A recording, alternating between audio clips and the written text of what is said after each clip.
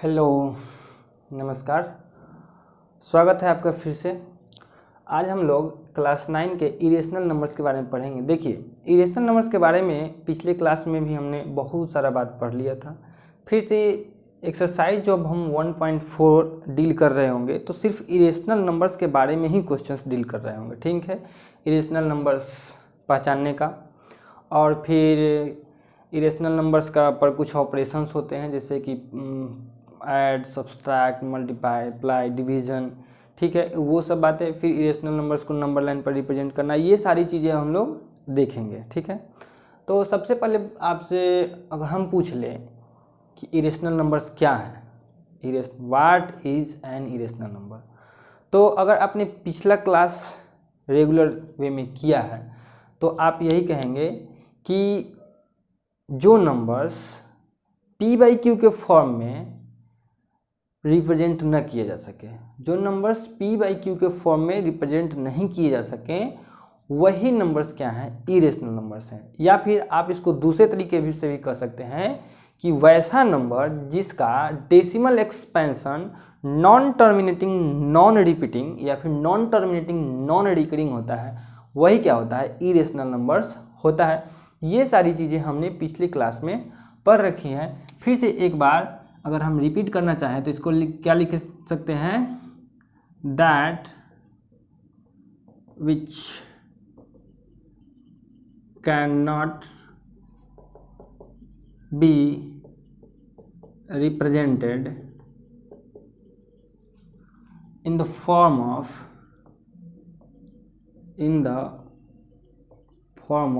p/q, वह जिसे हम लोग p/q के फॉर्म में रिप्रेजेंट नहीं कर सकते हैं, वही क्या है, इरेशनल नंबर है। या फिर इसको ऐसे भी बोल सकते हैं, दैट हुज डेसिमल एक्सपेंशन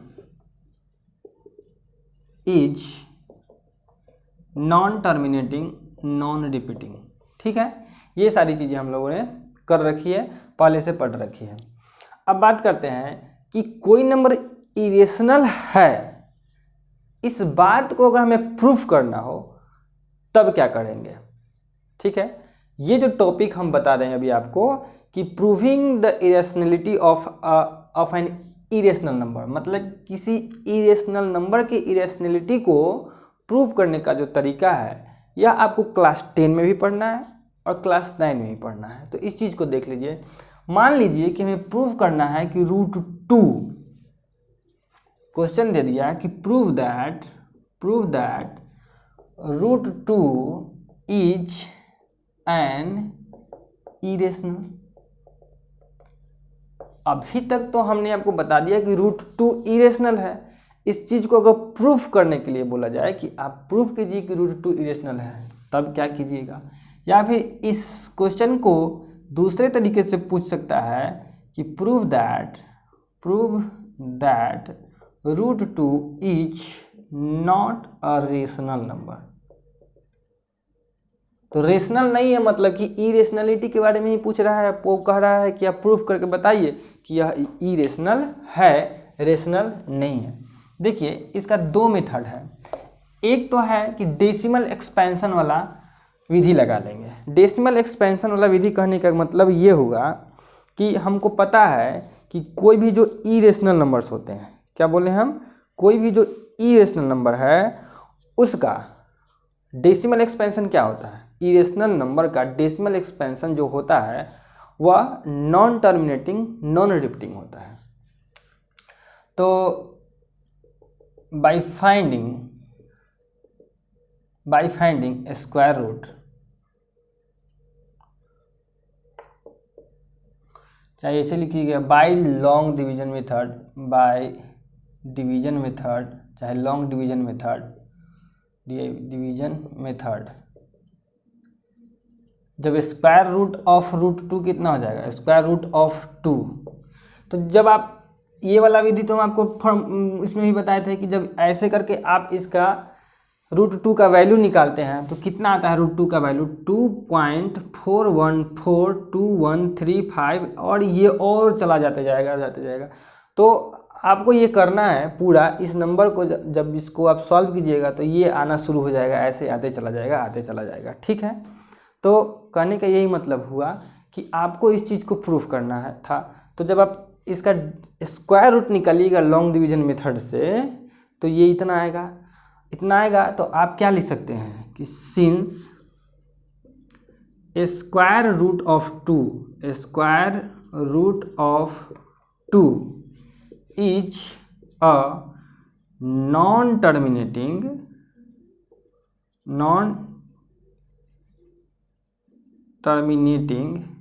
ठीक है, यहाँ टर्मिनेटिंग लिख रहे हैं, नॉन टर्मिनेटिंग नॉन रिपीटिंग, चाहे रिकरिंग भी लिख सकते हैं, non terminating non repeating, so it is an irrational number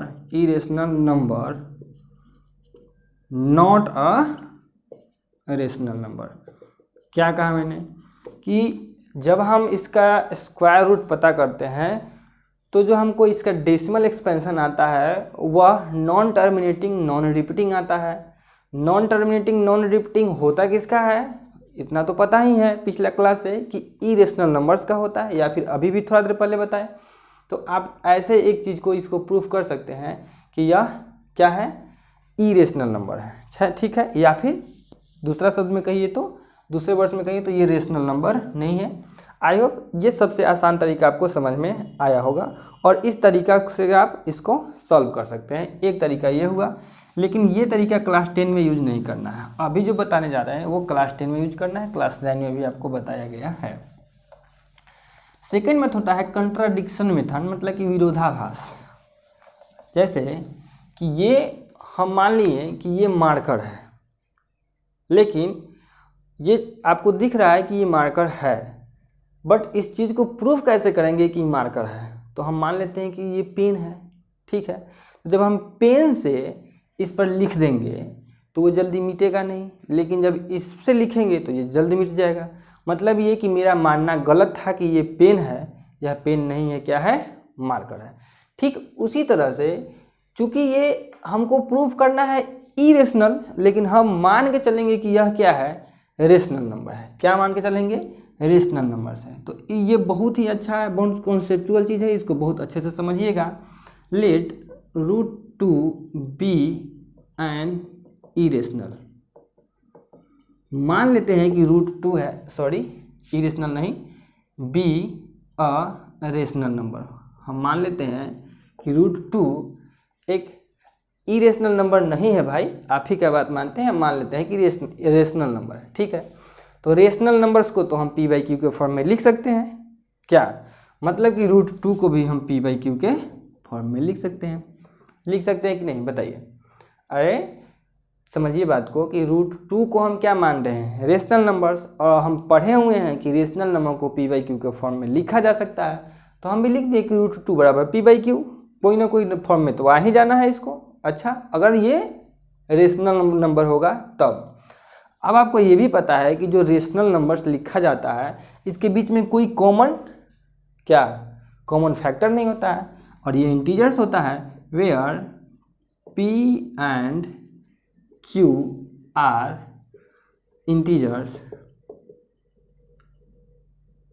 and there is no common factor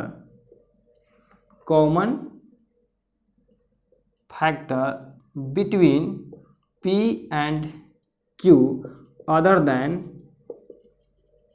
1 and q is not equals to 0। ये जो चीज़ अभी हम लिखे हैं ये बहुत काम का चीज़ है,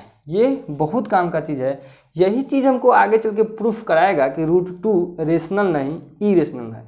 हम क्या लिखे हैं कि p और q इंटीजर्स हैं, पहला नंबर बात। दूसरा नंबर कि इन दोनों के बीच में कोई कॉमन फैक्टर नहीं है, मतलब कि अब इसको हम आगे कैंसिल नहीं कर सकते हैं।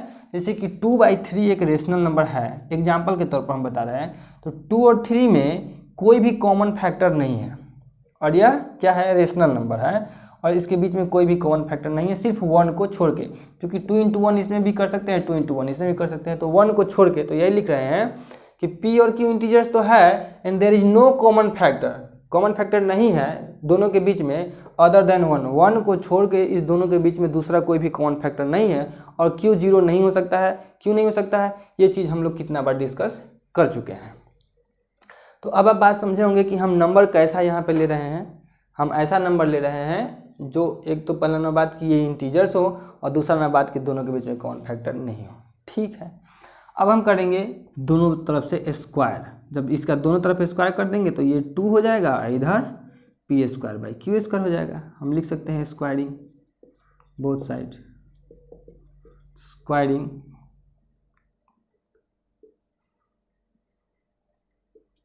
बोथ साइड,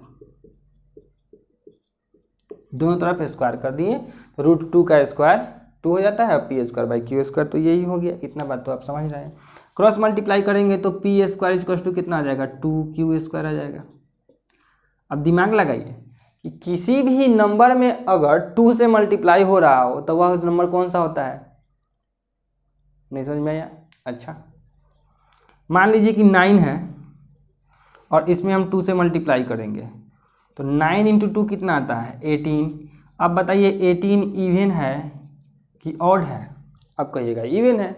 तो ठीक इसी तरह तो यहाँ भी हो रहा है ना, 2 × q स्क्वायर हो रहा है तो कुछ आ रहा है, मतलब कि 2 × जो q स्क्वायर है 2 × 9 है, यह भी इवन है और जो ये वाला नंबर है यह भी क्या है, इवन है। मतलब कि ये भी इवन और ये भी इवन। तो हम क्या लिख सकते हैं कि here P square is even, here P square is even, so P is also even. अब ये बात हम क्या लिख दिए, ये हम क्या लिख दिए और इसको इक्वेशन फर्स्ट रखें। अब हम जो लिखे उस बात को समझिए। क्योंकि यहाँ पी स्क्वायर इवन आ रहा है, कैसे इवन आ रहा है तो समझाएं कि जैसे कि मान लो 2 है और 3 का स्क्वायर आप कर दिए, ठीक है, और यह पी स्क्वायर है, बात समझिएगा।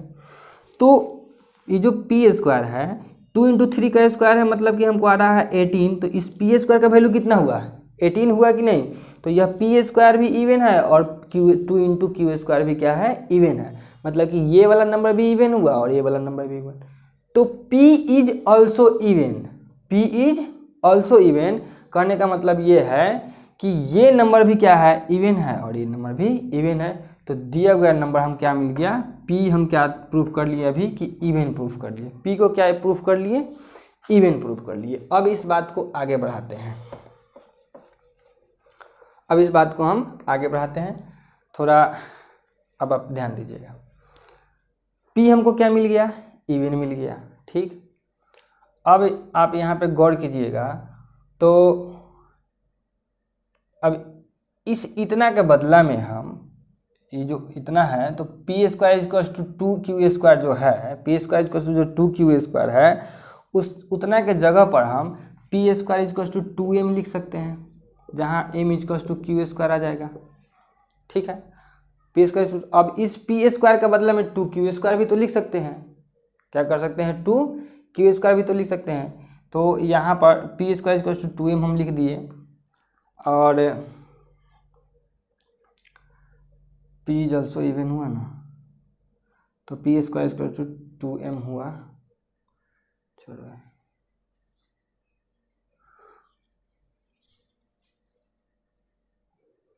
चलिए थोड़ा देर कहीं बात है। देखिए ये P square equal to even नहीं, p इक्वल टू 2m मान लेंगे। क्यों, क्योंकि p ऑल्सो इवन है, p इवन नंबर है। p क्या हमको मिल गया, इवन नंबर मिल गया। p इवन नंबर मिलने का कहने का ये मतलब होता है कि कोई भी इवन नंबर जो होता है ना वह 2 का मल्टीपल ही होता है। 2 का क्या होता है, मल्टीपल होता है। इसलिए इस इवन नंबर को हम 2m लिख लिए। इतना बात समझ में आया। अच्छा, अब आप देखिए कि जब आपको ये इवन नंबर मिल गया तो आप दोनों तरफ से कर दीजिए स्क्वायर। क्या कीजिएगा, स्क्वायर कीजिएगा। तो पी स्क्वायर इक्वल टू कितना हो जाएगा, 4m का स्क्वायर हो जाएगा, स्क्वायरिंग बोथ साइड। अब इस पी स्क्वायर के जगह पर 2q स्क्वायर हम लिख सकते हैं इक्वेशन फर्स्ट से। 2q स्क्वायर का वैल्यू कितना हो गया, 4m का स्क्वायर हो गया।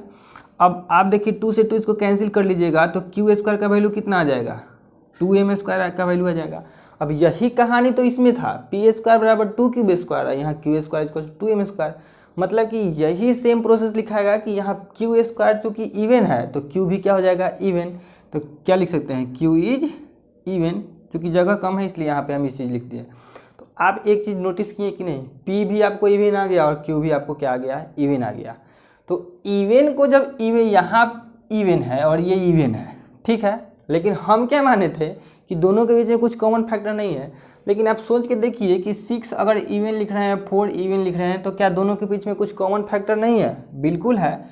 2 × 3 है और 2 × 2 है, मतलब कि दोनों के बीच में तो कॉमन 2 था। लेकिन हम तो माने थे कि दोनों के बीच में कुछ कॉमन था नहीं। मतलब क्या हुआ कि हमने कुछ गलती कर दी, हमने गलत मान लिया कि यह कोई p/q जो यह जो √2 है, यह जो √2 है रेशनल नंबर है। यह मान के हमने गलती कर दिया, क्योंकि जो रेशनल नंबर हम मान रहे हैं और रेशनल मान रहे हैं कि यह इंटीजर्स है और उसके बीच में कोई कॉमन फैक्टर नहीं है। लेकिन जब हम आगे बढ़ते हैं अपना प्रोसेस में तो देख रहे हैं कि दोनों के बीच में कॉमन फैक्टर आ जाता है। मतलब कि हमने गलत माना था, हमारा जो हमारा मानना था वो गलत था। तो हम लिखेंगे since p and q are even, so there is a common factor 2 between them, so our assumption was wrong। या फिर हमारा जो मानना था वो गलत था, √2 इज एन इरेशनल नंबर। ऐसे आप इसको सेंटेंस में लिख लेंगे। PDF आपको डिस्क्रिप्शन में मिल जाएगा, आप वहाँ से PDF डाउनलोड कर लीजिएगा। पूरा चैप्टर का जो आपका नंबर सिस्टम है उसका पूरा चैप्टर का आपको थ्योरी लिख दिया गया है उसमें, आप वहाँ से डाउनलोड कर लीजिएगा डिस्क्रिप्शन से। ठीक है, मिलते हैं नेक्स्ट वीडियो में।